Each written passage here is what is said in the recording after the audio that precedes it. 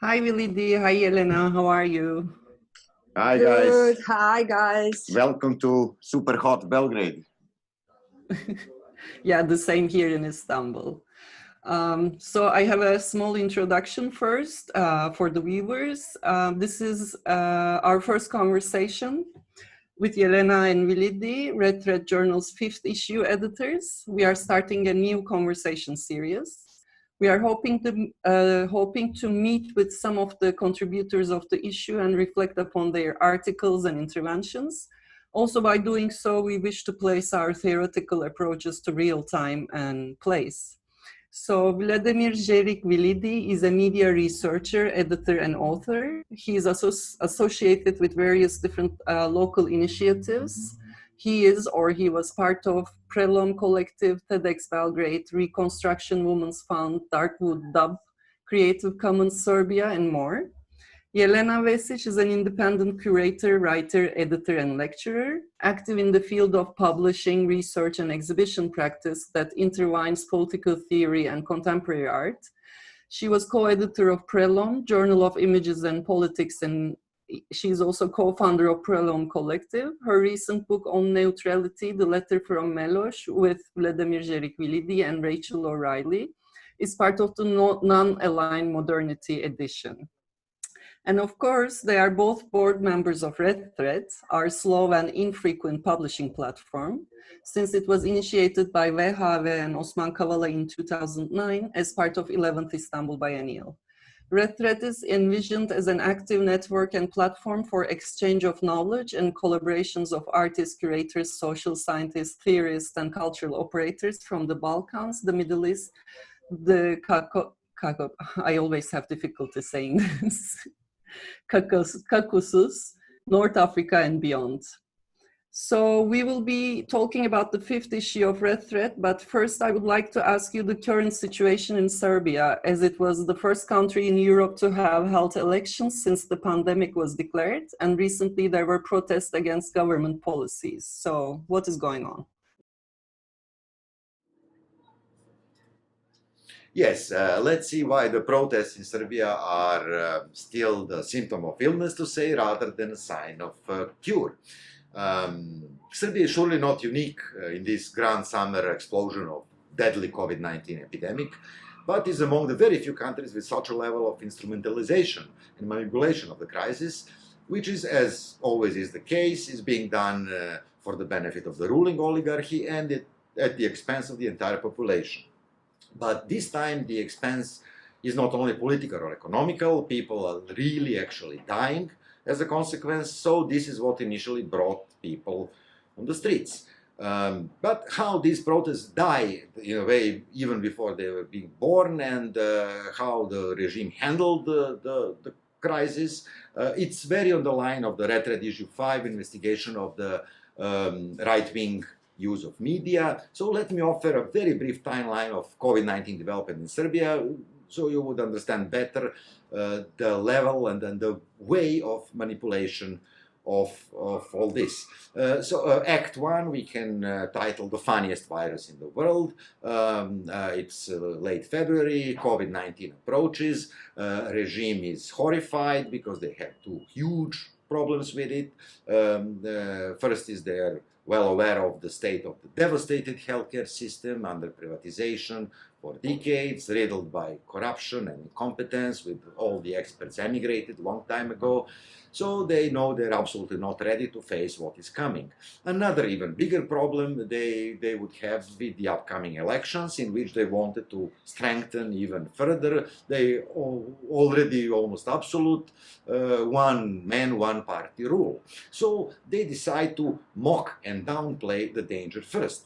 People are being told on television things like this is the funniest, the most laughable virus in the world, it spreads via Facebook only, that no women can get infected because they're being protected by their naturally produced estrogen, and that it is the perfect moment to go shopping to Milano because they're also afraid there that they're offering huge discounts now. But then we jump immediately to act number 2, which we can title The Graveyards Would Be Too Small to Take All of You. in which regime has to, in the lack of any other options, they need to fight the epidemic with what they have, and this is army and police. So they introduce state of emergency and bizarrely long lockdown, curfew, restriction of movement measures. In media, it is their favorite approach of drama, drama, drama. The members of the so-called crisis headquarters, some sort of government-installed experts, are 24/7 on television, panicking and giving absolutely contradictory information. This lasts on for almost 2 months. Everybody is absolutely afraid and confused. But then we jump almost immediately into act number 3, which we can title Total Victory, as the regime needed few weeks of victorious campaign ahead of the elections postponed from June. It was programmed that Corona had to be solved, by the end of May. So the level of doctoring the numbers is really beyond the belief. I hope you will be able to see the famous diagram showing the official COVID-19 reporting from Serbia. The chances that these numbers are reflecting any real-life development is 1 to 4 billion. So Serbia becomes a global phenomenon by organizing huge football matches, tennis tournaments, wild nightlife, election rallies. Not many people still get the scope of the manipulation. Even some foreign experts are trying to figure out how Serbia did it. But the June 21 arrives and they run almost half of the population. It's some 3 million people through several hundred of unsafe voting places, and the tragedy is on its way.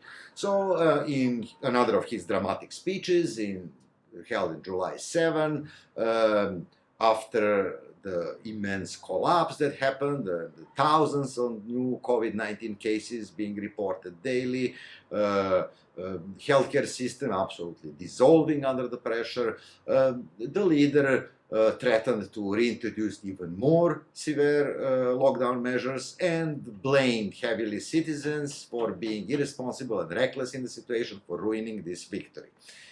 Even before the speech was being over, the people were out on the streets, vowing not to accept any new measures, and somehow, being now aware of the level and the scope of manipulation. But how they handled the protests and how they handled the entire crisis is very paradigmatic for the distinctive approach towards media, which is actually a derivative, a copy, a reapplication of what Vladislav Surkov developed in Russia in order to keep Vladimir Putin on power, not only on power, but on top of public polls for long years now. It's about very specific campaign of disorientation in which, after a while, people are entering into the stage of disbelief and mistrust towards any person, any figure, any idea, any event, and after that they're being offered some tiny solid point in universe around which they can base some sort of, re-establish some sort of sense of reality. It was always the figure of Putin around which some sort of stability could be imagined in this situation. How Surkov did it in practice, it is to instruct media what to write about, what not to report about, but most importantly, he introduced conspiracy theories and what we call reality show politics as a dominant media discourse. Then he financed and sometimes established himself all sorts of various different opposition to Putin, far left or far right, and made sure that no day passes by without a media scandal or affair. So the authorities, the regime in Serbia, over time developed their own opposition in parliament and outside, their own pro-Western and pro-Russian media, their own progressive and conservative NGOs. They control most, if not all, the public space and media now. And no one is ever sure what is really going on.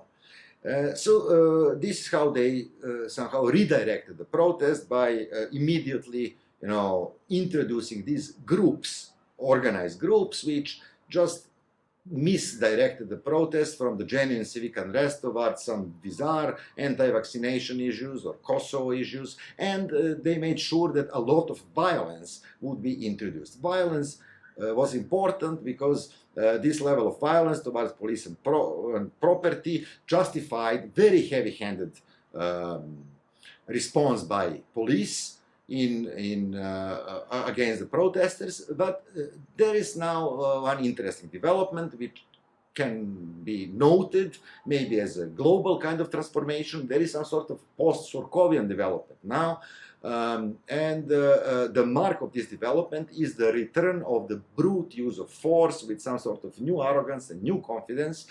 As Surkov is in Russia no more, he was removed this February in favor of more heavy-handed, more confident, more tough approach by Putin. So it seems to be happening in Serbia also, that maybe they don't need that much of a PR anymore, because this heavy-handedness extended after the protests to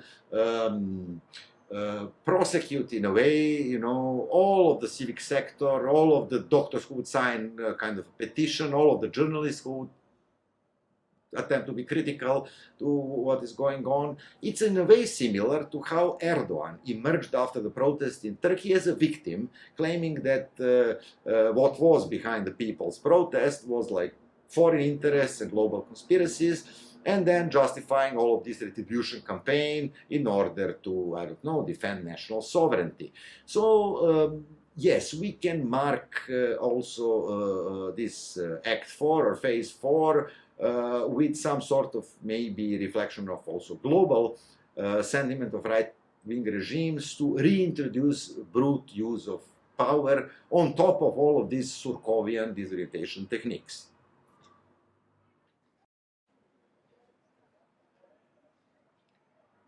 There is something deeply political in the act of bringing your body to the street as a live barricade in order to express your disagreement with the ruling regime. And we cannot deny this as a political act. On the other hand, I don't believe in this type of genuine protest of citizens. What does it mean today? It's true, if we speak in the larger scope of red disorientation politics that Vlidi mentioned, it is a sad fact that people here in Belgrade and Serbia experience hardcore state of exception measures in almost sadistic application of the measures of quarantine, especially the old people who could move out only on Sundays between 4 a.m. and 7 a.m. in order to wait in front of supermarket in long queues like the creatures of the night. And this was altered by the staged phase of victory over coronavirus, used for political campaign of the presidential party, with the football matches, with the opening of borders and the opening of airports, for experiencing wild nightlife in the country that won over corona, and then the very elections, which of course assume a lot of risk. All these resulted with a strong wave of contagion that crashed the local health systems, and people experienced big losses. So there are clear reasons for feeling this deep dissatisfaction that brought masses of people to the street. But unfortunately, the protests without clear political leadership, or at least without clear political demands, are ending up in mirroring the populist approach in a total mess. So the protests were subverted from within in a Surkovian style that Vlidi talked about, but it is also sad that this genuine rebellion of people was so apolitical in the end. The protest was also declared as non-political, but it was so apolitical in the end that the main social problems, the obvious social problems, haven't been addressed loudly, and the problems are not unclear. And I remember reading the text by Kathy Chukrov, also one of the authors of the previous Red issues, during the first wave of corona pandemic, in which she claims, and okay, her claim can be also taken as a kind of common knowledge or a common claim of all of us who are thinking about the problem, that majority of social movements from Occupy to later rebellions against authoritarian regimes didn't bring essential results. In example, they couldn't transform the basic conditions of inequality, such as abolishing private property, medical health and education accessible to all, desegregation, cancellation of racial politics, and the development of economy based on use value or back to basics, as Corona message can read.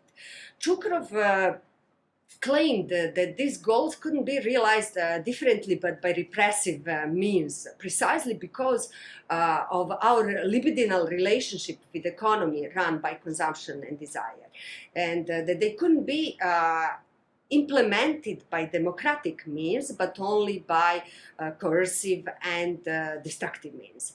And this is the kind of general conclusion of majority of leftist thinkers today. So I wonder, what is the logic of demand for change today? Shall we, as citizens at all, address the state or contemporary state corporation and request realization of social programs? Shall we do that? Or shall we think of the revolutionary overturn, and if revolutionary overturn is at all possible in today's times? Or shall we think of micro and macro communities of self-help in the sense of making alternatives or exodus? Difficult questions. But to return to Zeno's question about Belgrade demonstration, this mass protest, this really energetic protest in Belgrade were much below such thinking and thinking politics in general, which was really sad to witness. This kind of emptied political desire of the rebellious mass of bodies producing so much energy and revolt scattered in the air, like wasted. This animalistic getting together of the people who had been separated by lockdown measures for so long. This is, I mean, like this kind of effective message of the protest. Well, the critique of governments managing the crisis and their politics at large, it sank under the right-wing banners from the Serbian nationalistic repertoire of the 90s. The crowd was chanting, Vučić, you fagot, and we don't give away Kosovo. And so much more other things could have been and should have been addressed urgently. And if I am a sharp critic, and which I am, the protests in Belgrade serve not much more than further contagion. And if I am generous to the effort, which I also am, I should say that the protests also managed to convey the message to the regime that they are watched by people, okay, watched in all this kind of very, very, very disorienting manner. In the wider political economy of the protests here, I think that citizens of Serbia and students made, I think, the world record in the length of protesting against Milosevic's regime in 1996-97. And this protest, aside from fall of Milosevic, didn't have any effect in a sense of political articulation that I spoke about in terms of contemporary, in terms of contemporary political needs. But au contraire, they paved the way for the current victory of populism. And my intellectual generation, the generation of Prelom, Journal for Images and Politics, is exactly based on the critique of that. The critique of both Milosevic's nationalism and the politics of anti-Milosevicism, which united all these other options. Or it's built on the critique of this new populist neoliberal blueprint for anti-dictatorial demonstrations launched here in Serbia by resistance movement, which came after student protests and becoming essential for the later Arab Springs and many other uprisings in the world. And Black Lives Matter demonstrations, this is something completely, another thing.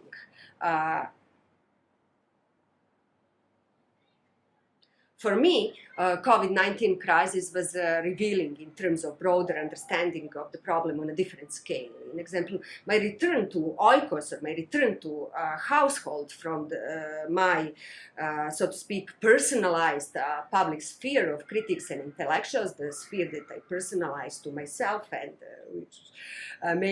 which is making me a person.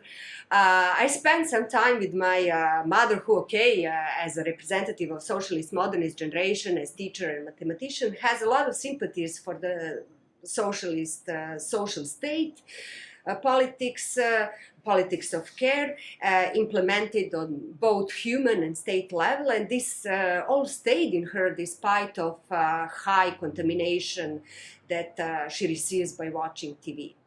And I watched TV program with her. And Lydia and I, we don't have TV at our home, and we don't follow news under these common terms. So for me, it is also incredible to realize, but although I know it from before, but to realize in this very palpable and experiential manner how this propaganda is sticky, how, although totally false, obviously false, like false to the bones, it works. It works perfectly.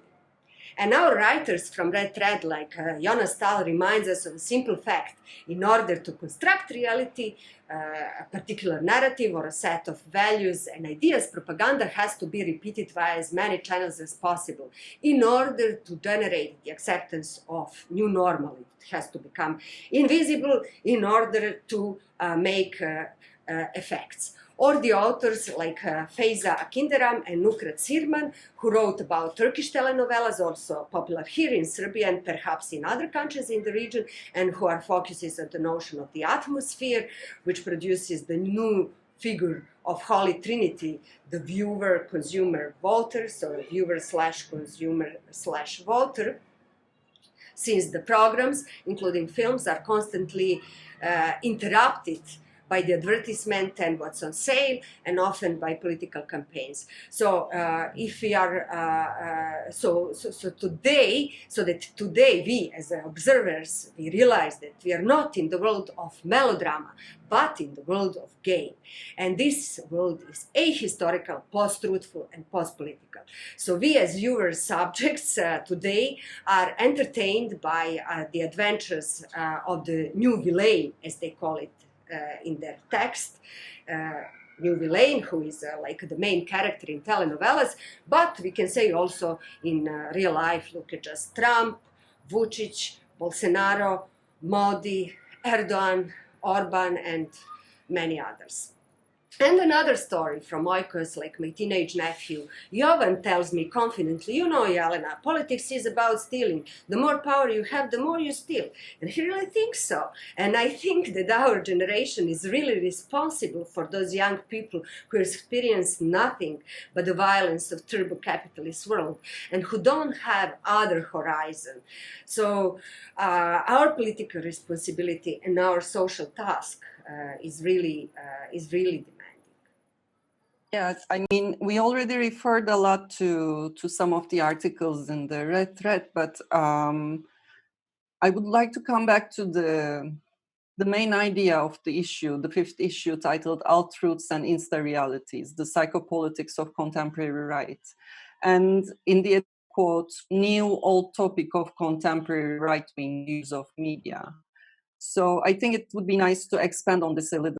What is old and what is new in the right-wing use of the media, and maybe you could reflect on why we were compelled to dedicate our new issue on the subject. It is interesting that you have formulated the question in this way, the new versus the old. In a way, there is nothing new in this particular use of media since 1920s. And in another way, we have a lot to say about what had dramatically changed in the meantime. It is about the basic principles and the sophisticated application of what we know as propaganda. We have dedicated the entire issue number 5 to the phenomena, but this topic we already started to research in the issue number 4 through the texts like Dispossession by Numbers or the Cultural Hegemony by the Means of the Police, while a lot of the other texts approach the phenomena from artistic or activist perspective. In the issue number 5, the matters of contemporary propaganda are examined in a more structured way. So let me answer first on what is old part of the question and to remind on the principles and the origin of propaganda. The same titled book was published in 1928 by Edward L. Bernays, who happened to be the nephew of Sigmund Freud. Bernays lived in the States but visited his uncle in Austria regularly. In Propaganda, the book, he outlined his doctrine as a way to perform a scientific manipulation over the public opinion, a necessary operation to overcome the chaos and conflicts of modern societies. He truly believed that such manipulation is for the benefit of all and the only way for democracy to function as intended and in efficient manner. He was already quite successful manipulator or engineer of public opinion, working for American government during World War I and for a lot of businesses after.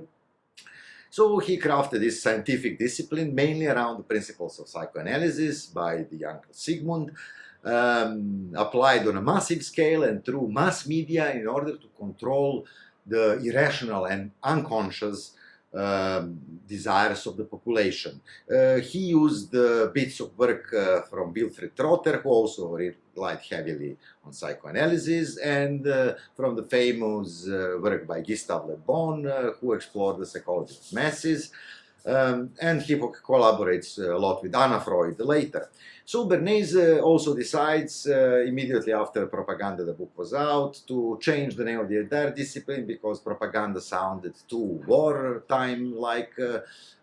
So he changed the name of the discipline to Council for Public Relations, which we know today abbreviated as PR.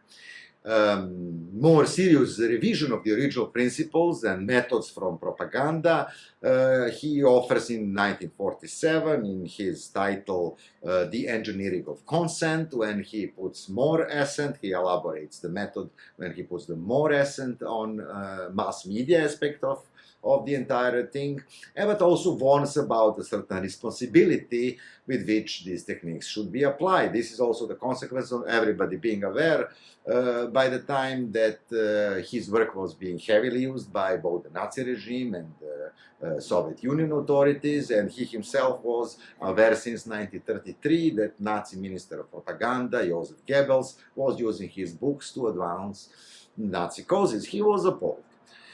So this is all old stuff, what propaganda is and how it works, but it's always good to remind and re-research and re-establish our knowledge of this mass use of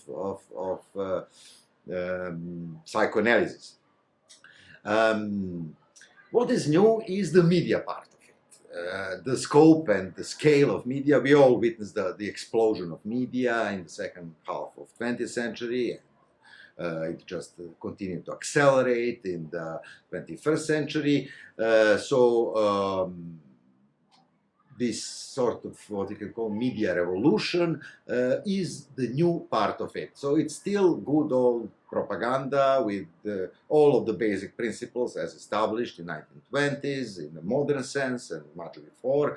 But what is new is the scope, the scale, the precision, the speed through which you can conduct this operation on entire populations.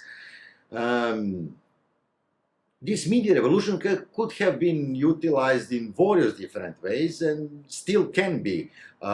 This is why we introduced the new chapter in Red Thread called From the Archives, and offer the early insight into the character and possibilities of media development by Wilhelm Flusser, who in 1988 could recognize the importance and implications of such development. But he's, from perspective of today, somewhat naive or rather innocent vision, something that is sorely lacking these days, is complemented by the great essay that treats in a way as a thorough and insightful report on the current state of things. This is said by design by Gert Loving and the introduction to his same titled book. So the reader has the opportunity to read these two insights from 1988 and from 2019 side by side and to bring own conclusions in regard to what happened with development of media and also why. The problem here is that so far the most skillful adopters of these new propagandistic practices seems to be right-wing media, especially the part that became known as alt-right. this is a bit tired and contested term, and I better not use it. Those could be exemplified in the figure of Steve Bannon, the notorious founder of Breitbart News and the person behind Donald Trump's and many other campaigns. This network of financiers and experts, but most importantly volunteers, often involuntary volunteers, managed to transform the entire field of media, and with historical consequences.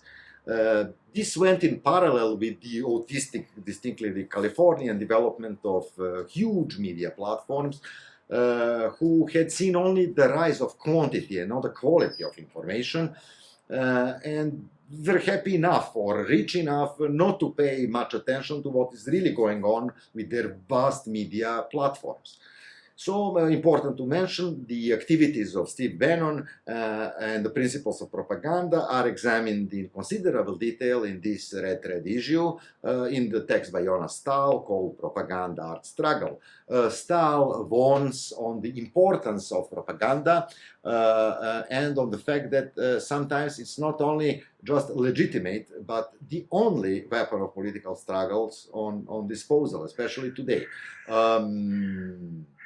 In this issue of Red Thread, we really wanted to understand in details, if possible, the success of contemporary right wing in conducting this sort of media operations, and to address the blind spots of the left, which allowed for us to get where we are now. This somehow sends us back to this discussion on the phenomenon of conservative left, which we think is more and more significant to be properly understood in order to re-establish some meaningful political practices of today. And our proposition is not to learn from right wing or to repeat or reuse their harmful practices, but to learn from their success and to improve the mechanism and to put it in a common interest through using it. It also means understanding the media in a different way, not embracing or outright rejecting what there is, but seeing what is still not there, making it a progressive rather than a conservative practice. So, yes, I hope this is some answer to your new-old kind of distinction. Old and new. And there is something new. This idea of totally conservative and totally reactionary realization of the avant-garde idea, everyone is artist, everyone is thinker, everyone is scientist, everyone is the producer of truth, everyone's opinion does matter equally, which is quite often misused. And such a reactionary spirit of the absolutist democracy of people, or the terror of populism, is the source of the recent campaigning and protest against Facebook's non-filtering of hate speech, the fascist, misogynic, and racist comments and posts. So, interestingly, the most hated figure of the 20th century in Western democracies, the figure of censorship, is being posed in an unexpected constellations. And of course, Zuckerberg and company defending their politically passive and economically lucrative approach by leaning on the concept of democracy and free speech, this most loved figure of the 20th century democracy in the West.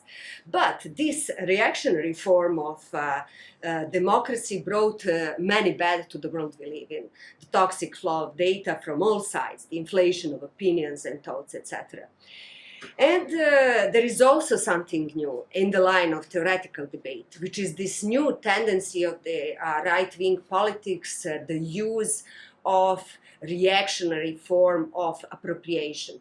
In the text that I wrote about for Red Thread issue number 5, about the form of appropriation art and the aesthetics of curatorial research appropriated by or taken over for the political goals of the right-wing Serbian Progressive Party. the message of the exhibition was following the rhetoric of what Vlidi and I called pathetic dictatorship in our introduction to the issue, making the exhibition speaking subliminally. There is no censorship in Serbia. Au contraire, you will see many uncensored lies, as the exhibition was titled and promoted, especially directed against president, both as a politician and as a person. The exhibition narrative implied that the viewers should see the things by their own eyes and judge by themselves if there is censorship in Serbia or maybe too much of a free speech. And the dilemma was staged in a simple propagandistic performance. Viewer is invited to identify with the president as human. So speaking about appropriation or speaking about appropriation art, it was more a kind of Goebbels style than Sherry Levine style of appropriation art. And the appropriation is also implicitly mentioned in the concept that Ana Pinto speaks about in her text, the concept of paranoid ideation that stands behind conspirative thinking and theories of conspiracy as the ways of turning fiction into facts. The atmosphere of disorientation they produce, the ultimate feeling is, as Pinto would put it, trust no one, nothing is what it seems, the unbelievable alone can be believed. And for her, which is, I think, very important for the entire topic of the issue, the thing is not, such thinking is not so much a sign of a mental delusion, but rather a cynical stance towards knowledge and the very possibility of truth. Irony and sarcasm are today emotional weapons or currency of the far right in the race. And while on different grounds of the previous century, the things like a questioning attitude or the critical stance belonged to progressive critical thinking, now they are reappropriated by conservative side.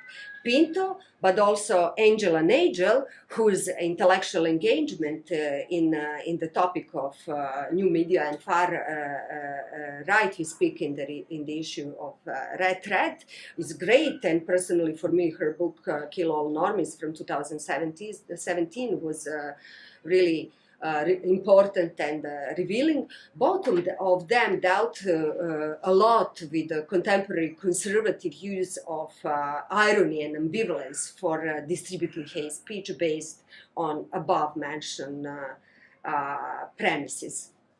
And the capacity of irony to maintain political and moral ambivalence, and ambivalence is important here, enables contemporary right to flirt with fascist and racist idioms. The ambivalence and irony are used for dodging any responsibility for the choices that are being made, and this is the problem. And what Vlidi talked about, the 20s and the spectacle, in example, in Goebbels propaganda.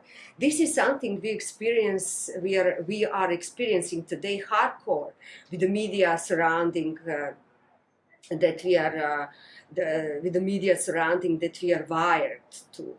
Being exposed to different contemporary technologies, we are actually exposed to constant serialized stimuli and various versions of instant reality, which is able to penetrate deep into our psyche and subjugate us as subjects. And perceptual field is transformed by consumption-oriented machinery, by, as one of our authors, Ahmet Ersoy, calls shallow feelings and collective stupor. And this is the problem. And this is something we should really think of more and find ways to struggle with such new semantic, but also new political phenomena and problems. Yeah, and also there is this constant friction between the autocratic leaders and the social media platforms. Like just today, a new law on social media restrictions passed from the Turkish parliament. On the other hand, the leaders and their troll armies effectively using social media to their advantage, use big data during the elections, And on the other hand, there are always threats to shut them down and asking more control over them. So how do you interpret this ambivalent relationship? Yeah, these deadly simple principles of social media that by their super simple, almost banal structure, do resemble the nature and operation of a virus in a way, is precisely what makes the application so powerful and so diverse. Autocrats and dictators became well aware of this, and in recent period, I think since 2010, I would say, they would always rather choose to control and instrumentalize social media rather than to outright ban or censor them, as it was maybe the case before. So this ambivalent, and you are right to put the word ambivalent as important here, relationship between social networks and dictators and autocrats becomes a structural relationship. And it is perhaps most directly referenced in the issue number 5 in the interview with Gert Loving, but it remains under elaborate as a topic, and we would need to understand more. To paraphrase Gert Loving, a lot of the fights today is around the question of who owns the right Gramsci, who understands how to make these hegemonic claims in the best possible way. We should also not forget that social media work, and it is especially so in this contemporary right-wing use of it, complementary and in conjunction with still quite powerful traditional media. In our region of interest, Turkey, Southeast Europe, Middle East, the traditional media, newspapers, and first of all television, still play a dominant role. But this transition towards digital and networked is clearly underway. Now it is one bizarrely homogeneous complementary apparatus. More and more we see screens from Facebook and Twitter on television, while Twitter and Facebook would be full of TV clips in return. So this constant leakage from social to traditional and vice versa is also something to look at into in more details. I think we managed to offer a great analysis of what happens in Turkey, for example, in the issue number 5, through two texts by Hazal Osvaris and Ahmet Ersoy.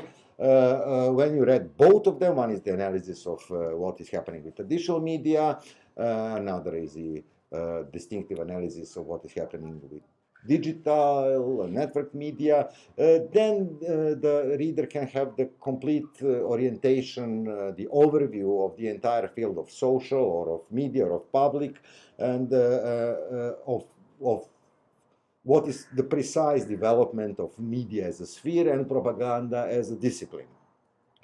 To conclude, it can be said that the present practice of these autocratic regimes towards the social media seems similar to what we discussed in the first question, though they would today rather use and control them than to outright ban and censor them. They would really do so. As the Sarkovia model, whenever the Sarkovia model of disorientation would not work, now the right wing would, with not much problems, just resort to using very heavy-handed, very traditional, use of force. So the same thing would be with social media. Now they would prefer to control and run them, but whenever they start losing in this social network game, they can always revert to outright censoring or banning the entire platforms.